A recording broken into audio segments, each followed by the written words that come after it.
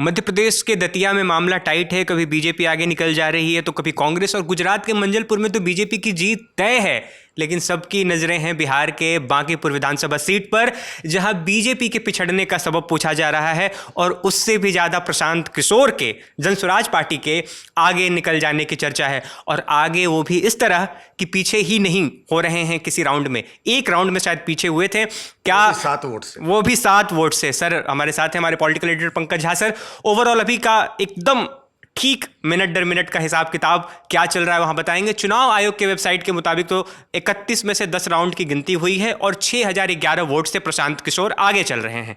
लेकिन मामला इतना ही नहीं है। विधानसभा में 6000 7000 तो बहुत वोट होता है सर के पास, और भी आगे की कहानी है सर। ये तो अप्रत्याशित सा होता जा रहा है।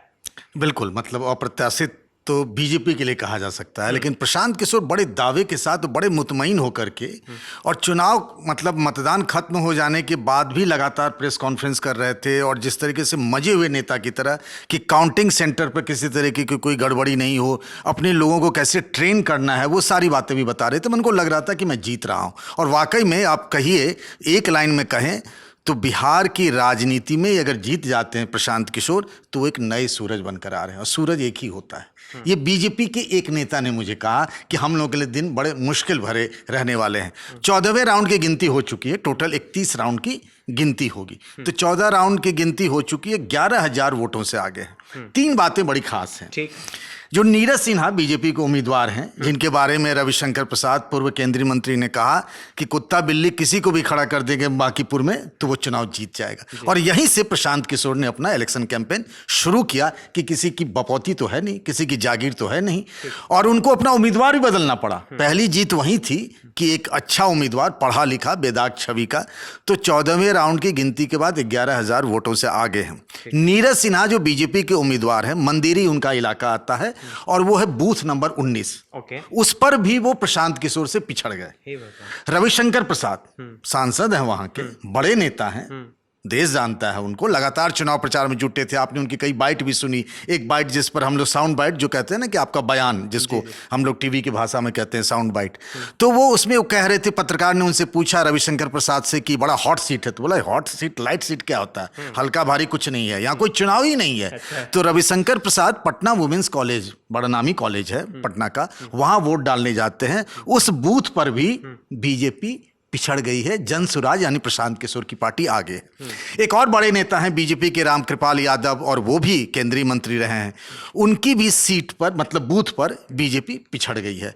मतलब लगातार अगर एक छोड़ दें एक राउंड को तो लगातार प्रशांत किशोर आगे चल रहे हैं, और अभी वो इलाका बाकी है जहां कहा जा रहा है कि उस इलाके में मतलब झोली भर भर कर प्रशांत किशोर के वोट पड़े हैं, और जो ट्रेडिशनली परंपरागत रूप से आरजेडी का वोटर माना जाता रहा है, तो अभी तो मुझे लगता है कि ये फासला और बढ़ता जाएगा।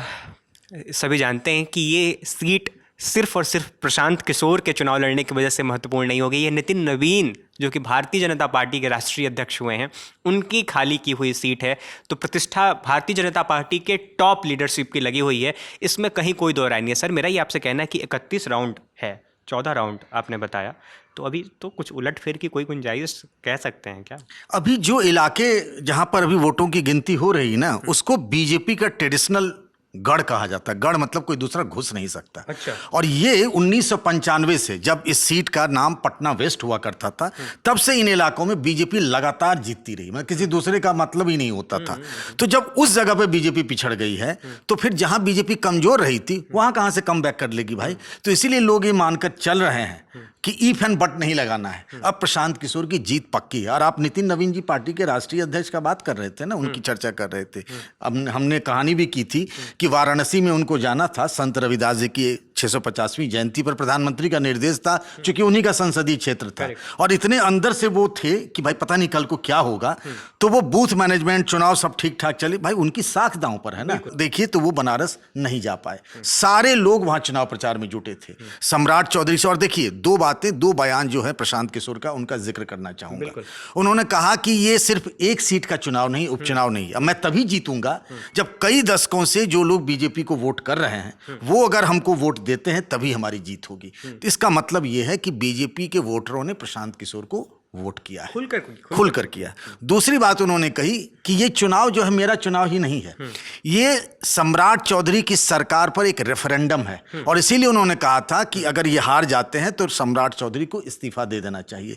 तो अगला एजेंडा और मुद्दा जो होगा उनका कि सम्राट चौधरी इस्तीफा दें, क्योंकि उनकी सरकार पर पहली बार बीजेपी के नेतृत्व में सरकार बनी, सम्राट चौधरी बीजेपी के मुख्यमंत्री हैं, उनका रेफरेंडम था। और आप जानते हैं कि कैसे वो सम्राट चौधरी के खिलाफ पिछले विधानसभा चुनाव में भी उन्होंने बिल्कुल लोहा लिया हुआ था। बिल्कुल, उनको अपराधी प्रशांत किशोर कहते हैं, उनकी जो एफिडेविट है, और उस हवाले से लगातार विधानसभा चुनाव में 2025 में भी उन्होंने बड़ी तफसील से इसका जिक्र किया था। तो प्रशांत किशोर, एक जिक्र हल्का सा और करते चले, प्रशांत किशोर के जो वोट आ रहे हैं और भारतीय जनता पार्टी के जो वोट आ रहे हैं, ये तो देखना ठीक ही है। जो सर जिक्र कर रहे थे, राष्ट्रीय जनता दल की जो उम्मीदवार हैं रेखा गुप्ता, उनको मुश्किल से बहुत ही मतलब 1000, 2000, 4000 में वो सिमट रही हैं। ये भी दिखा रहा है कि जो आरजेडी के मतदाता हैं, जो भारतीय जनता पार्टी को हराना चाहते थे, वो बिल्कुल खुलकर प्रशांत किशोर के पीछे लामबंद हुए हैं। तेजस्वी यादव जब विदेश से लौटे तो उन्होंने 3 दिनों तक रोड शो किया, लेकिन तब तक ना उनके वोटरों ने मन बना लिया था कि मुझे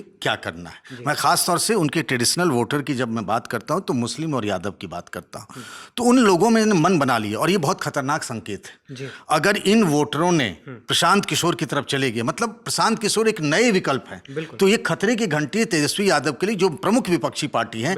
तो उनका भी वोट बैंक नहीं बच रहा है, वो प्रशांत किशोर की तरफ शिफ्ट हो चला है। तो आगे क्या यही ट्रेंड रहेगा, ये सोचना पड़ेगा तेजस्वी यादव को। तो अभी आधे राउंड की गिनती बाकी है, लेकिन लगातार 14 राउंड में सिर्फ एक राउंड में, वो भी जैसा सर ने बताया कि सिर्फ 7 वोटों से पीछे, और 13 राउंड में आगे रहे प्रशांत किशोर।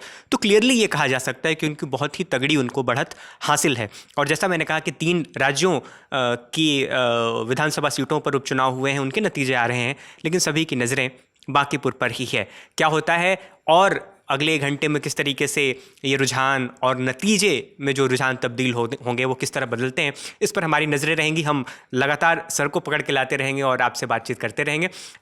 इस वीडियो में फ़िलहाल के लिए इतना ही। बने रहिए दिल टॉप के साथ। शुक्रिया।